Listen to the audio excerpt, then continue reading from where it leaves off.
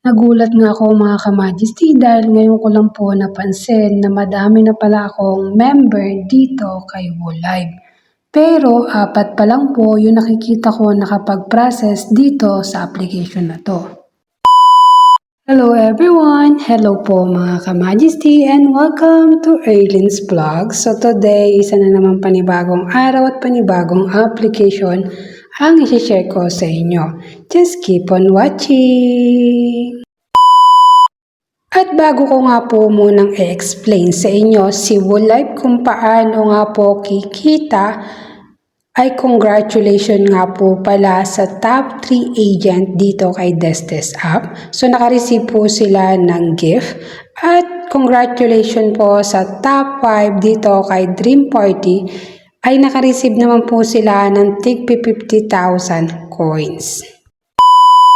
At ito po si Wolive mga ka-Majesty. So ito ay makikita nyo sa Play Store. Pwede nyo po siya doon i-search. And then mga ka-Majesty dito po kasi kay Wolive ay only girls lang po yung magpo-work sa live. And then mga ka-Majesty, meron na nga po akong proof of withdrawal last August 3, 2026 ay nakaka-cash out po ako ng $53. Dito naman sa Wolive mga ka-Majesty ay paglalaanan mo nga po ng oras yung pagla-live dahil po meron po kasi siyang tina-target per cycle. So example po sa cycle mga ka-Majesty, kung nakikita mo po itong picture na nakalagay dito sa aking dashboard, ito po yung sample ng pag-work dito kay Wolive. So kung makikita nyo mga ka-Majesty ay meron na po akong 9 days na pagla-live dito ay kailangan ko pong matapos yung 12 days. So dito na po ako nag-start ng second cycle na tinatawag mula August 16 hanggang August 30. Meron po akong target na 12 days.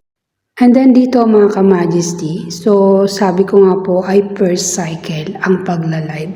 So ang sahuran dito ay paglipat ng bagong cycle. So kung makikita nyo mga ka-Majesty ay meron na akong valid live na 2 hours. Si Wolive mga ka-Majesty ay may tinatawag na 2 cycle per month.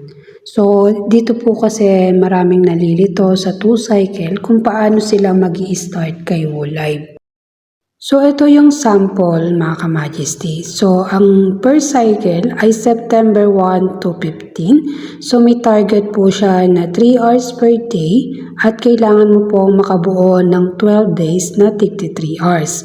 So ito po yung per cycle. Ang pagsahod po ng per cycle ay yung paglipat po ng next cycle. So September 16 may magre-reflect na po na sahod sa iyong wallet.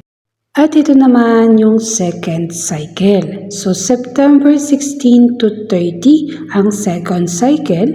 May target din ito na 3 hours per day at 12 days din po yung target na araw niya. So ang sahod naman nito ay October 1 na mga ka-Majesty. So ito ay magre-reflect o magke-credit sa iyong wallet account. Kay Wolive mga ka-Majesty ay golden beans po yung nasasahod o gold beans. So ang gagawin mo ngayon dyan ay i-click mo yung exchange para malipat yan sa withdrawal. So ngayon dito kung nakikita nyo sa aking dashboard ay meron na nga pong $10 na nakalagay dyan. At hindi pa po yan mawi-withdraw kasi dito mga ka-Majesty ay 80,000 po yung target na pwede mong ma-withdraw o equivalent for $15. Dito pa lang mga ka-Majesty, baka kasi kapag nakakaroon ka ng violation ay mawalan ka na ng gana. So kahit po may 70% less ka ay makakasahod ka pa rin dito kay Wolive. Ngayon mga ka-Majesty, kapag may warning na kasi, meron po kasi siyang deduction sa sahod mo na $18. But sa loob ng isang buwan at kalahati ay makakasahod ka pa rin ng $15. So, mentras po kasi na may mga libre ganito ay mas masarap po kasing mag-work lalo na kung wala kang ilalabas na puhunan. So, kung makikita nyo mga ka-Majesty ay may deduction salary na nga po ako na 50%. Pero kahit may violation ako mga ka-Majesty ay tuloy-tuloy pa rin yung pagtatrabaho ko dito kay Wolive. Dahil nanghihinayang nga po ako sa makukuha ko every 15:30 dito kay Woolive. So kung makikita nyo mga ka-Majesty, ito yung aking dashboard. So naka 9 days na nga po ako dito kay Woolive at 3 araw na lang ay matatapos ko na yung 12/12 na pagla-live dito.